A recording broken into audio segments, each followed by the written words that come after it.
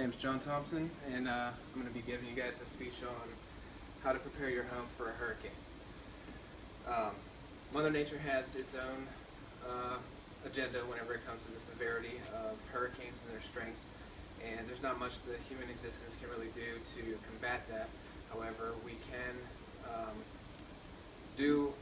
follow different instructions from FEMA or the American Red Cross Association or any educational libraries or media libraries on preparing your home for a hurricane.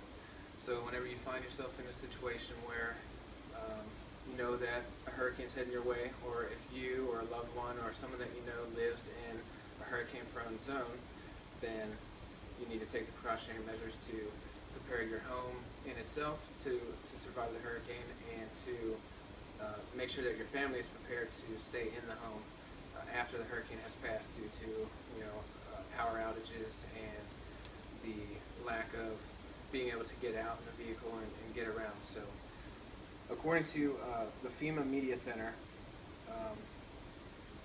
you need to know your zone. And what that means is there's different zones based off of where you live or what elevation you live in, based in the hurricane zones and the evacuation routes. So for example, I personally live in Jacksonville right now, Jacksonville, Florida, but we just moved now, so we live even closer to the beach. But last October, during Hurricane Matthew, we lived in Zone C, which is like a less disaster area. So Zone A would be the beach, Zone B would be right outside the beach, and then Zone C and D is further inland. So it's not exactly a prone area to flooding or high winds or anything, but that's how they base the evacuations off of.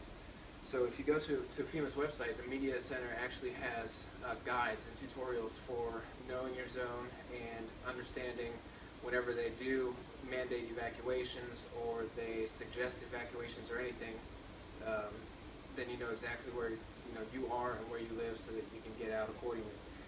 If you don't get out, however, if it's not mandated, or if it is mandated and you just can't get out due to vehicle limitations, or last year during Hurricane Matthew, the highways are actually gridlocked, so even if you wanted to get out, you couldn't.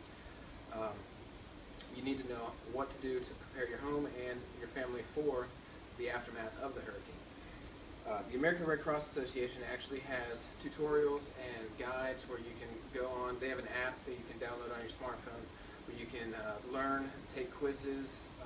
It walks you step by step on emergency preparedness kits, different essentials that you need to have in your home for afterwards, like water or non-perishable foods, ice if you're going to have, if you want to keep the food that's in your fridge fresh for as long as possible. If you have access to a generator, or you have the money to get a generator, generators would be good as well. We went for several days without power, so if you don't want to live like the olden times, then generators would be good to keep things rolling. But in that app, the Red Cross app, you can actually take the test, and it's a pass-fail thing. So if you fail, then you go back and you study more on the essentials to keep in your house and what to do to your home. So I did my speech in front of this sliding glass window because on the Red Cross app, it actually teaches you how to board up windows. And before I moved to Florida, I was like, why? I understand if you live on the beach, boarding up your windows from the storm surge and the winds and rain might be imperative. However, I didn't understand if you lived in like Zone C or anything, what the importance of boarding your windows up.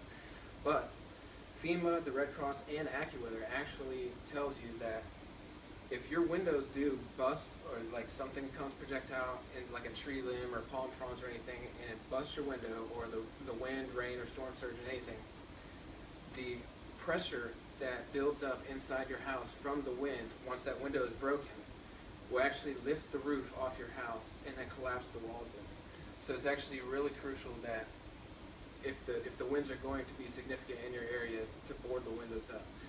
You also need to, if you live on the first floor like we live here in our home, the grass is right there. Like you just walk straight out and it's grass, and there's actually a lake like within walking distance from the back porch. So sandbags, just big bags full of sand, you just get those and pile them up as high as you possibly can or want to. outside your door or on the sliding glass window, whatever you have, to minimize as much as possible the amount of water that will get into your home. Other things you want to do is, go around your yard or your patio or your porch or anything and secure loose or lightweight items to keep them from becoming projectiles as well, because you're already fighting against tree branches and palm fronds and stones or anything out there. So you don't want to make even more of a possibility with toys or chairs or anything like that. So you want to secure those items, bring them inside if possible, and then you also want to. Last year we had a pavilion outside, so we took screen and we wrapped screen around the pavilion to keep it from blowing away with the wind as well. But after the hurricane comes and your house survives from all the preparation work that you do, with the water, the non-perishable food, and everything that you have inside, you're going to be able to survive in the house several days without power. And if you do have the generator and you would like to power your house from the generator, you do have the option, if you know how to plug the generator into your circuit, your fuse panel, so that you can power your house from it. However, FEMA and the Red Cross also, lets you know on those apps you can download that whenever you power your house from the generator, you want to cut the main breaker off.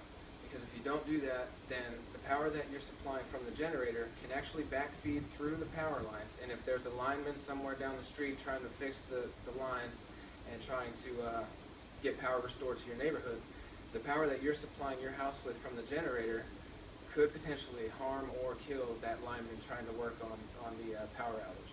So that's actually I didn't know that until I studied for this speech. So that's actually a very crucial thing to do. So I'm sure we all know or have somebody that lives near a hurricane area or somewhere near the shore where hurricanes could possibly wreak havoc. And knowing how to prepare and how to survive afterwards is very crucial for whenever that time comes.